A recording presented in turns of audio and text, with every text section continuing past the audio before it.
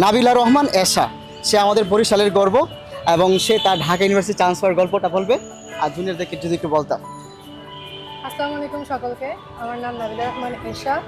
আমি 25-26 সেশনে বি ইউনিটে বিজ্ঞান থেকে 323তম, বর্তমানে পড়াশোনা করছি রাষ্ট্রবিজ্ঞান বিভাগে। আমার কলেজ ছিল বরিশাল সরকারি মহিলা কলেজ। আমার অ্যাডমিশন জার্নিটা প্রথম দিকে বলা যায় 3 মাসেরই ছিল। যেহেতু আমি সায়েন্সে ছিলাম, বি ইউনিট সম্পর্কে তেমন আগে আইডিয়া ছিল না, বাট ওই অ্যাডমিশনের একটা টার্গেট ছিল যেন বি ইউনিটের সাবজেক্টগুলো আমাকে বেশি আকৃষ্ট করে, দ্যাটস আমি শিফট করি বি ইউনিটে। তো প্রথম মনে হতো যে সম্ভব কিনা, আসলে 3 মাসে জিকের একটা সিলেবাস থাকে হিউজ পরিমাণে।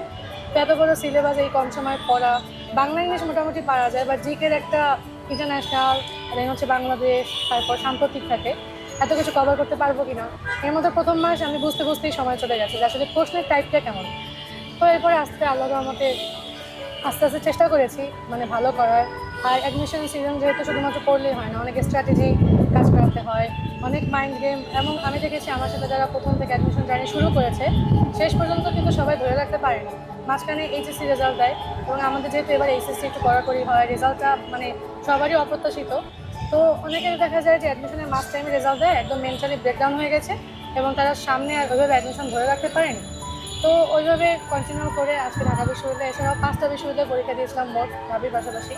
5টাতেই আল্লাহর রহমতে চান্স হয়ে গেছে, অ্যান্ড এখন আমি এখানে পড়ছি। অবশ্যই সামনে পাঁচটা বিশ্ববিদ্যালয় কোনটা বলো? ঢাবিতে হয়েছে, দেন হচ্ছে আমার জাহাঙ্গীরনগরে হয়েছে, জগন্নাথে হয়েছে, চিটাগাং হয়েছে, রাজশাহী হয়েছে। এই 5টা বিশ্ববিদ্যালয়ে পরীক্ষা দিয়েছিল, 5টায় দিয়েছে, 5টাতেই আমার হয়েছে। একটা কথা বলা হয় যে অ্যাডমিশনের সিজনে একটা কথা শুনবা, যার চান্স হয় আর সব জায়গায় হয়। সো নাবিল হচ্ছে কি এমন, যার ঢাকা ইউনিভার্সিটি চান্স হয়েছে এবং আরও 5টা বিশ্ববিদ্যালয়ে চান্স হয়েছে। এবং জুনিয়রদেরকে নিয়ে একটা টিপস দাও যে ওরা কী করবে।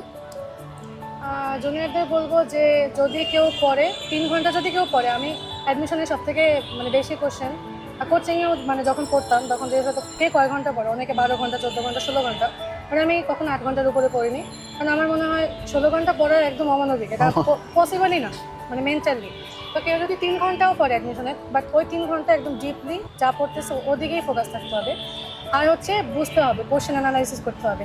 যেমন আমি যদি চিটাগাংয়ে পরীক্ষা দিতে যাই, তখন আমার জানতে হবে যে চিটাগাংয়ের কোশ্চেন কোথা থেকে আসে, বিগত সালে কীভাবে এসেছে, কত কাটমার্ক থেকে চান্স পাবো, কত কাটমার্কে কোন সাবজেক্ট পাবো, দেন হচ্ছে আমি যদি টপ করতে চাই তাহলে কী পরিমাণ মার্ক লাগবে, দেন হচ্ছে আমার নেগেটিভে কী পরিমাণ কাটে, মানে একটা ভুল হলে মানে আমার কত র্যাঙ্ক পিছোতে পারে। এগুলো অনেক ইম্পর্টেন্ট, কারণ অ্যাডমিশনে সবাই পড়ে, বাট চান্স কিন্তু পায় যারা প্ল্যান মাফিক আগে। তো অবশ্যই তোমার নিজের প্ল্যান করতে হবে আগে যে আমি কোন জায়গায় যেতে চাই।